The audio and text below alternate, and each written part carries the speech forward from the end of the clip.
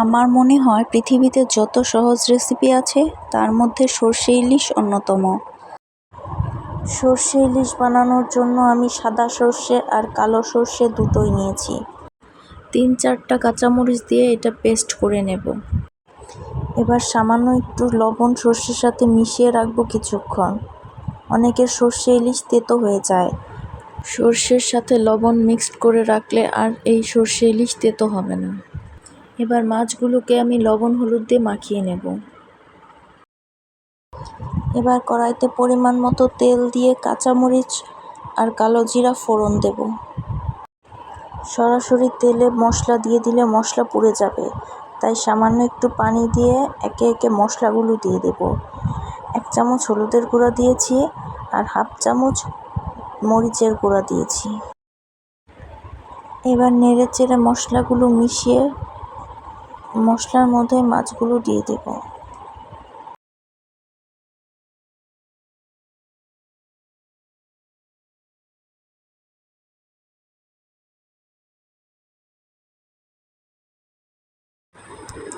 মাছগুলো দিয়ে 5 মিনিটের মতো ঢেকে দেব, যাতে ভাপে মাছগুলো সেদ্ধ হয়ে যায়।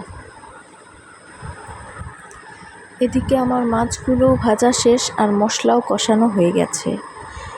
এবার সর্ষে বাটাটা দিয়ে দেব।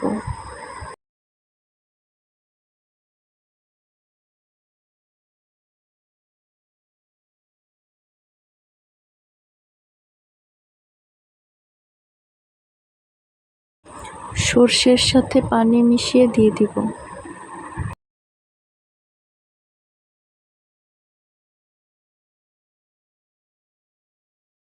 ঝোলটা যখন ফুটবে তখন লবণটা চেক করে আমি লবণ দেব, কারণ মাছের মধ্যেও আমি কিছুটা লবণ মেখে রেখেছিলাম এবং সর্ষে পেস্ট করার পরেও কিছুটা লবণ দিয়েছিলাম।